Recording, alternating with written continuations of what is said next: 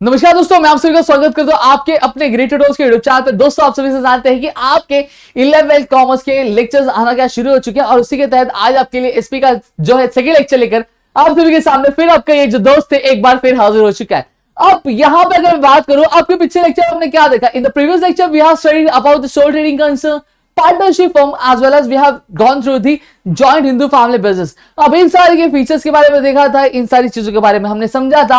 अब आगे हम लोग क्या देखने वाले? In today's lecture we are going to learn about the limited liability. क्या लिमिटेड लायबिलिटी क्या है दोस्तों? आपका लिमिटेड लायबिलिटी पार्टनरशिप के बारे में हम लोग क्या देखने वाले हैं। अब देखो भैया, इसके नाम में ही बहुत कुछ कह रही है, कह रहा है कि ये पार्टनरशिप है। पार्टनरशिप है कि नहीं नितिन भाई?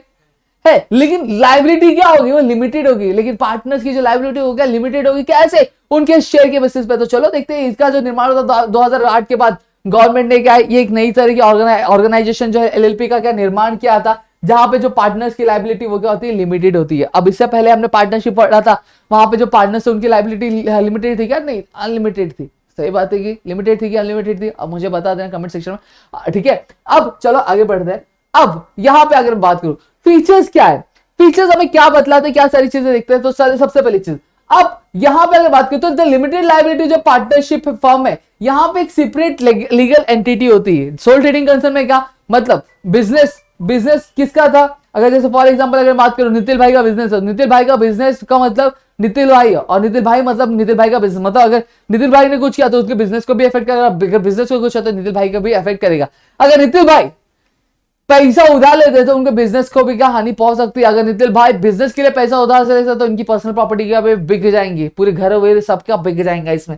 तो लेकिन यहाँ पे ऐसा है कि यहाँ पे ऐसा नहीं है दोस्तों। यहाँ पे चीज ऐसी है कि पार्टनर्स को अलग माना जाता है और लिमिटेड लाइबिलिटी मतलब उनका जो फर्म होगा वो अलग माना जाता है। अगर बिजनेस में कुछ होता है तो उनका पर्सनल कोई भी चीज का इफेक्ट नहीं होता है। अब यहाँ पे अगर बात करूं पार्टनर्स की होते हैं, ऑब्वियसली बात है, मैंने बोला देखो कि ये जो है ये क्या है? ये आपका मिक्सचर है। किसका मिक्सचर है? आपके पार्टनरशिप फर्म और जॉइंट स्टॉक कंपनी का। तो यहां पे हमने पार्टनरशिप में याद होगा आपको जो पार्टनर्स पढ़े थे कम से कम कितने होने चाहिए? 2 होने चाहिए हमने देखा था। और मैक्सिमम कितना लिखा था? अनलिमिटेड रखा था। क्या रखा था? अनलिमिटेड। अब आप बोलोगे कि सर ठीक है चलो ये चीजें अच्छी है, लेकिन कैपिटल कितना लगेगा? अगर ये बिजनेस मुझे स्टार्ट करना है तो बिजनेस में कैपिटल कितना लगेगा, पैसा कितना लगेगा? तो मैं दोस्तों बता दूं आप लोगों को कि ऐसा कोई भी बहुत जरूरी नहीं है। यहाँ पे कोई भी मिनिमम कैपिटल फॉर्मेशन की जरूरत है। आपके पास जितना है, जितने में आप बिजनेस खोल सकते हो, रिक्वायर्ड आप उतने में बिजनेस क्या खोल सकते हैं। यानी कोई भी मिनिमम कैपिटल कॉन्ट्रीब्यूशन करना ही करना है। ये क्या कंप्लीट, ये क्या ऐसे कंपलसरी नहीं? कंपलसरी नहीं है। अब यहां पे अगर बात करूं, ये क्या एक सिंपल फॉर्म है और ये बहुत ही ज्यादा सिंपल है।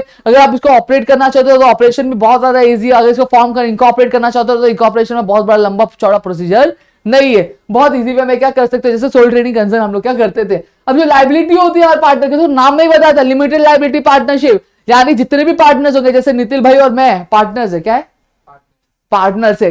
तो अब हमारी जो लाइबिलिटी, हमारी जो जवाबदारी लिमिटेड होगी। जैसे अगर मैं बात करूं कि बिजनेस में हमने फर्म खोला, बिजनेस में क्या हो रहा है? 40% मेरा शेयर है और हमारे जो नितिन भाई उनका 60% है। कितना परसेंट है? 60% है। तो मेरी जवाबदारी, अगर मेरा शेयर कम है तो मेरी जवाबदारी भी क्या कम होगी। अगर वही नितिन भाई का जो शेयर ज्यादा है तो उनकी जवाबदारी भी क्या बिजनेस के टुवर्ड्स ज्यादा होगी। दोस्तों समझ में? लाइबिलिटी किसी ज्यादा होगी बता देना, नितिन भाई की मेरी बता देना, ठीक है। अब आगे फॉर्मेशन के लिए क्या पैसे जो होते हैं बहुत ही कम लगते हैं, यानी लो कॉस्ट फॉर्मेशन होता है दोस्तों। अब यहाँ पे कोई भी रेस्ट्रिक्शन नहीं होता। अगर आप बिजनेस ज्वाइन करना चाहते हो आप ज्वाइन कर सकते हो। अगर आप इसको क्या करना चाहते हो, लीव करना चाहते हो, तो आप क्या लीव कर सकते हो। लेकिन आपको क्या जो भी कंडीशन क्या आपके लिमिटेड लायबिलिटी पार्टनरशिप में के एग्रीमेंट में लिखेगी, वो सारी चीजों पे आपके क्या खड़ा उतरना पड़ेगा दोस्तों। अगर उसमें लिखा है कुछ चीजें वो आपको क्या फॉलो करनी पड़ेगी। अगर उसमें ऐसा नहीं लिखा है कि आपको रिस्ट्रिक्शन नहीं है तो आप क्या कर सकते हो, लीव कभी भी कर सकते हो, जॉइन भी क्या कर सकते हो। समझ में आ गया? डबल टैक्सेशन क्या कर दिया था? अवॉइड कर दिया था। इस वजह से there is no tax on share in profit. समझ में आ गया? तो जो डबल टैक्सेशन यहाँ पे लगता नहीं है। अब नेक्स्ट पार्ट पे आते हैं। नेक्स्ट हमारा क्या? Cooperative society. अब यहां पे हमने जितनी भी ऑर्गेनाइजेशन देखी है, सारी ऑर्गेनाइजेशन काम किस लिए कर रही थी? किसे काम कर रही थी? प्रॉफिट के लिए। सही बात है। अगर आपको प्रॉफिट हो रहा तो आप ऑर्गेनाइजेशन चलाओगे कि नहीं चलाओगे दोस्तों।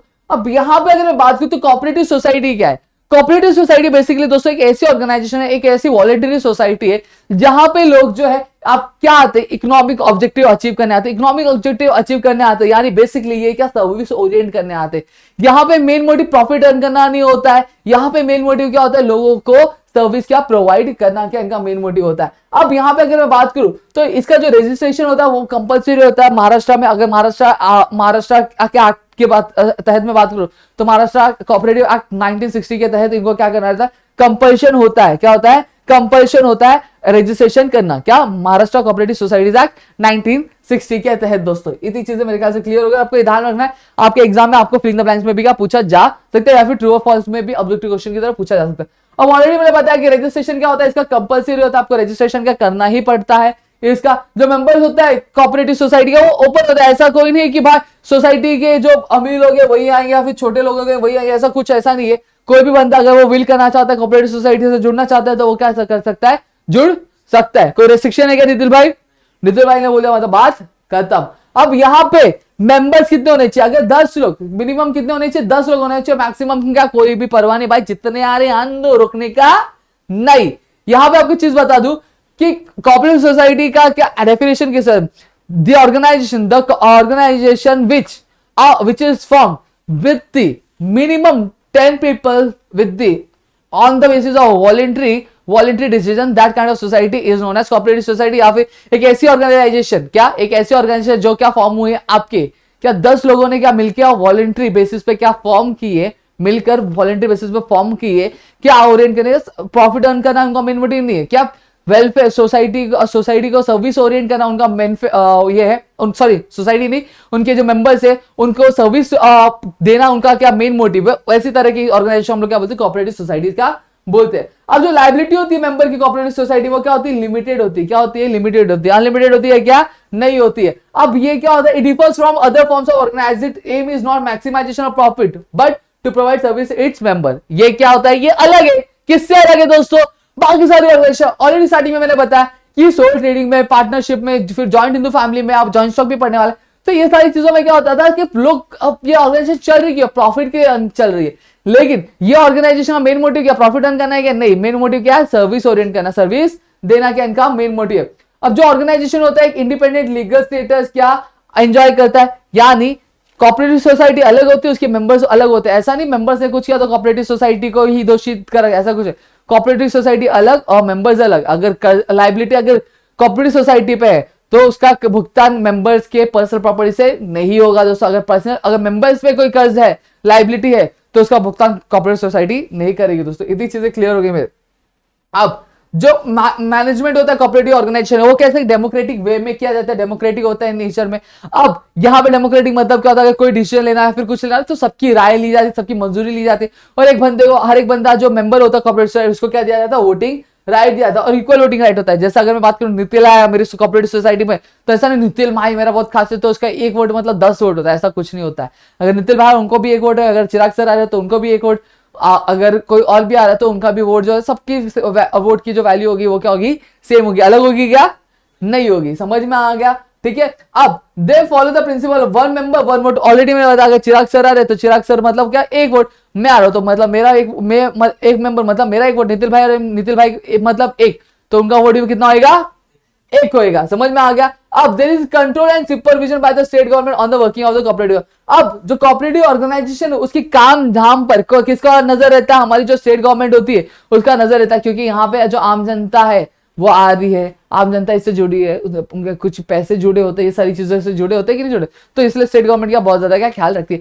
तो मेरे ख्याल से इतनी चीज आपको समझ आ गया। अब नेक्स्ट सेक्शन में हम क्या करने वाले, in the next section we are going to study about the joint stock company. Basically जो हमारे चैप्टर का नाम है जॉइंट स्टॉक कंपनी, उसके बारे में पढ़ने वाला, साथ ही साथ अलग अलग प्रकार के जो कंपनीज है वो पढ़ने वाले। तो मेरे ख्याल से आपको चीजें समझ में आ गई तो क्या करना है, वीडियो लाइक करना है, नितिन भाई ने बोला, और चैनल को सब्सक्राइब करना, अपने दोस्तों के साथ क्या करना है, धाड़ धूड़ शेयर करना है दोस्तों, ताकि हम आपके लिए और भी ऐसे लेक्चर्स ला सके। आप जितना सपोर्ट करें उतने लेक्चर्स हम लेकर आएंगे आपके। हालांकि सारे लेक्चर्स तो आ रही है और साथ ही साथ मजा आ रहा है, तो यार शेयर तो जरूर कर देना। और इंस्टाग्राम पे फॉलो नहीं किया तो लिंक डिस्क्रिप्शन में दी गई है, तो जाके आप क्या हमें फॉलो कर सकते हो। अगर आपकी कुछ भी डाउट्स है, कुछ भी प्रॉब्लम है, तो आप सीधा सीधा क्या करते हो, डीएम की बरसात हमारे इंस्टाग्राम हैंडल पे कर सकते हो। सही बात है कि नहीं बात है। तो चलो मिलते हैं फिर हमारे नेक्स्ट सेक्शन में।